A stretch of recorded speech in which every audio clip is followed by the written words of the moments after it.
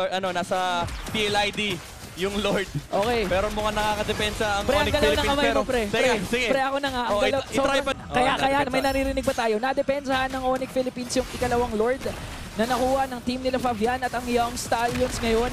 Pero parang umaamba na nga din ang Onyx Philippines! Naku po! 1-for-1 trade. Hindi namin sigurado kung sino yung namatay. Yung kanilang kalamangan nung early game ay unti-unti na nawawala. Lord, ang pinaglalabanan nila dito. Again, yung damage output ay ang damage output ay mataas na for the side of Onyx Philippines. So kaya na nila lumaban. Nakakuha na naman ang isa pang kill ang Onyx. Kong na naka-Hanzo.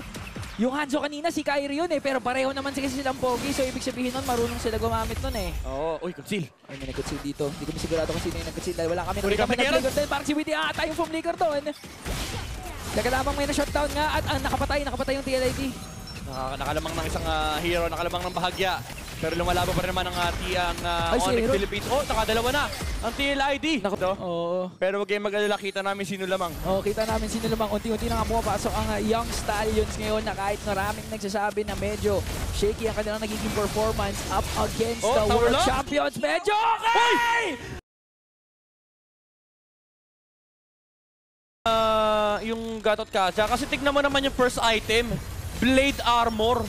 Ayun na. Nagsisimula na nga ating purple fight kasi napakalaking objective yan. Aaron Cheeky nakapag-dish out ng damage ngayon. Brosco medyo pulado pero makakuha pa rin ng kanyang body slam. Witty ang unang tutumba. Isama mo na si Aran. Nawala na rin bigla si Aaron Cheeky. A double kill for the Beast. King Kong. Apat ang nawala. Si Eskil na lamang pero tinalunan. Kahit nakatakas ka pa, King Kong may queller. Tatama para! Naamoy pero si King Kong ang naamoy niya lagi. Farm. Hoy, napakaganda ng harang ni Brusco rito. Nahuli niya si Aran. And nandoon yung AOG. Nakakancel. Hindi makatakbo pero nakatakas na si Kirk. Pero si King Kong sa may unahan. Ginamit yung kanyang Blaze Surge para makalayo sa time sa Blaze. Pero si Fabian dito tinamaan!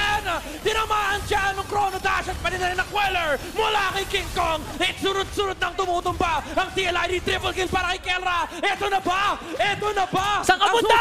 Wala pa lang savage kasi baka maniac lang yung makuha ni Kelra dito. Okay pero lang. okay na yan! Okay lang! Nasagot dito pero ngayon may wave na nabantayan dito yung Onyx Philippines. Si Consina rin si Brusco naghaharap ng title strike.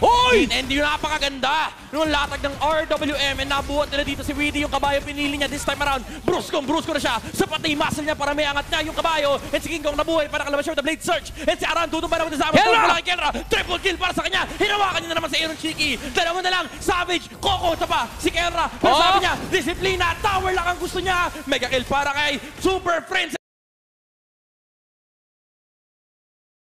Alam niya! Hindi siya Uchiha. Sabi niya ilang beses ginawa ito ng mga jungler Oo hindi siya nadali. Hindi siya magpapadali sa ganun. Pagsilip niya, pre, nagtempe sa Blades kaagad. Ay! Ano sinasabi niyo ngayon? 15 seconds itong si Aaron Cheeky. Tingnan natin kung ano nga ang plano ng Supersonic. Umuwi si Fabian! Naku po, iras ito ng Onyx Philippines. Napauwi si Fabian bigla.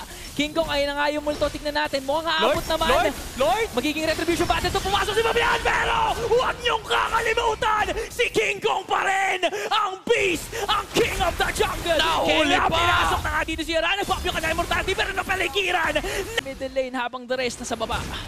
And Brusco, pumasok na naman. Nakakuha na naman pagka siya pick up. Pero hindi ata nakakakuha ng kill dito ang Onyx Philippines per TLID. Dinedepensa nila yung kanilang base. Aaron Cheeky, hapa kanyang HP. Tumumara si Witty. Pero isang base impact lang. Hirampas si Untouchable. Lumalaban pa rito TLID pero hindi nila kaya yung damage ni Kelra and Onyx Philippines. Tower lang ang harap nila. May minion rage pa sila sa base ng team linggo dito.